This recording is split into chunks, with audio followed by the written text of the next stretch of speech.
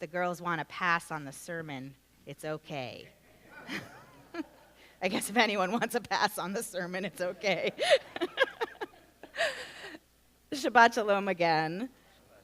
So, as I imagine you all know, the secular New Year is approaching, and as such, perhaps you are like me and beginning to consider the transition from 2018 to 2019 and how you might want to shape the coming year for yourself, the community, and the world. And although at first we might think that the secular New Year proves really different from our Jewish New Year, Rosh Hashanah, the truth is the wisdom we apply to one can most definitely be applied to the other, specifically when it comes to our tradition of taking account of our lives, reflecting on the positive and negative of the past year as a conscious exercise to help guide us toward what we hope might be a better tomorrow. Because knowing where we've been can serve as a key asset in helping determine where we are going.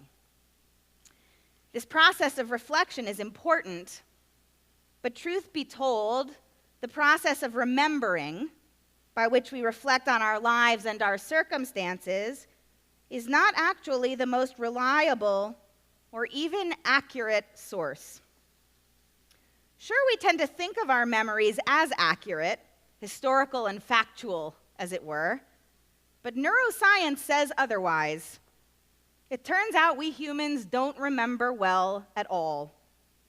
Our human brains aren't actually designed for remembering facts. Instead, our human brains are creative, and they're designed to take a bunch of information and to make sense out of it.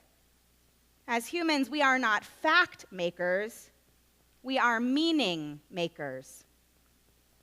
Now, if you're like most other humans, you still work under the assumption that what you remember is what is factually accurate. And from that, you then put together the narrative you want to apply, or so you tell yourself. But the truth of the matter is that our brains don't work that way. Or better stated, our brains don't work in that order. We happen to put together a narrative first and then apply the facts we remember that fit the narrative afterwards, often subjugating or even forgetting anything else that doesn't fit the story. This is why two people can experience the exact same thing, but remember it completely differently. And I'd also contend that this fact proves the reason why so many relationships fall apart when a conflict arises. In my rabbinic capacity, I have sat with so many people over the years who find themselves in places of real conflict, sometimes even estrangement from a dear friend or family member, where both parties have experienced the exact same event, conversation, or situation, but they remember the experience completely differently. In these cases, inevitably, each person remembers very clearly that they themselves are the victim and the other is the offender. They remember clear justifications and motives too. These types of situations prove very complicated, though, and difficult to unwind because each party knows that the other party is wrong and that they themselves cannot possibly be. Why? Because they were there and they remember what happened after all.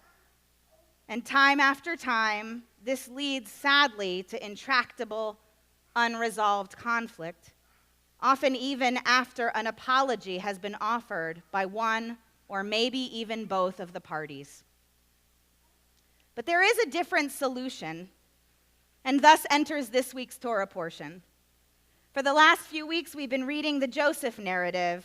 You know this story, or perhaps the musical. Joseph's brothers, jealous of Joseph's favored place in their father's heart, throw Joseph into a pit and sell him into slavery. Through a series of somewhat traumatic events, Joseph ends up as second in command in Egypt. He ultimately forgives his brothers, being reunited with his beloved father and saving the Jewish people in the end. Toward the end of the story, Joseph and his brothers return to their home to bury their father.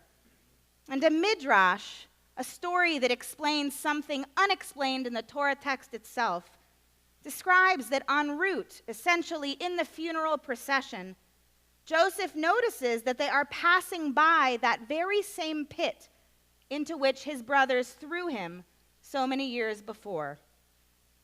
So he decides to step away from the funeral procession and wanders over to the pit, gazing down into it for quite some time.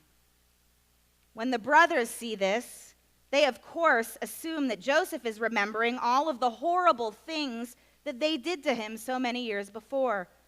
And they fear that looking into this pit, being reminded of all of this trauma, Joseph will now seek out retribution against them, since he has been reminded of everything bad that they did to him.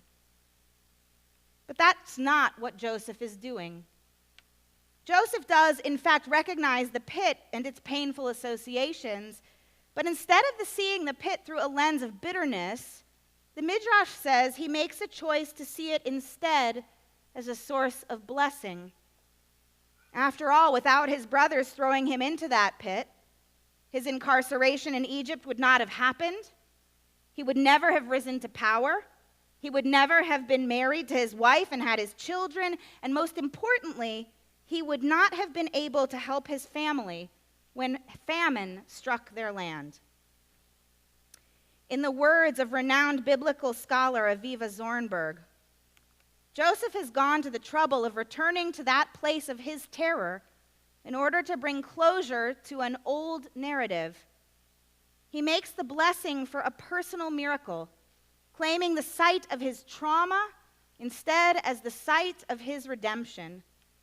By this act, he rereads the pit as a space of rebirth, transforming pain into hope. The grave has become a womb, she writes. Here is a deep truth about life and our human relationships. We cannot change other people. Did you hear me?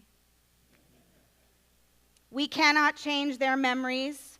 We cannot change their narratives. And we cannot change their actions, no matter how hard we might want to. But here is what we can change. We can change our own. In particular, we can change what and how we remember should we find ourselves in a situation where we cannot otherwise bridge the divide between ourselves and another about whom we care.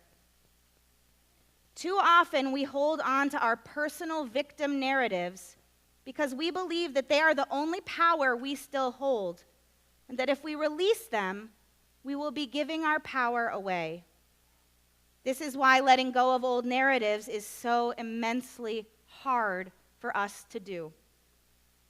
But the deepest truth under this truth is that it is when we do cultivate the strength to let go of our memories of victimization and to reframe our remembering towards something transformative that came from an experience, when we remember a lesson learned, a personal growth that came from it, it turns out that we are not giving up our power, but instead it is that act which enables us to reclaim it.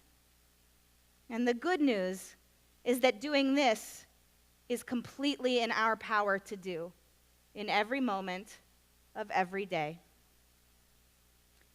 In life, we can't control what happens to us or even what we remember. But in remembering that we can control how we remember, we can in fact shape our thoughts, assumptions, beliefs, and create space and opportunity for healing and improvement as we go. We can remember that we have the unique ability to change our minds, to see things differently, and in that process, we can transform curse into blessing. May it be so for all of us now and in the new year to come. Shabbat Shalom.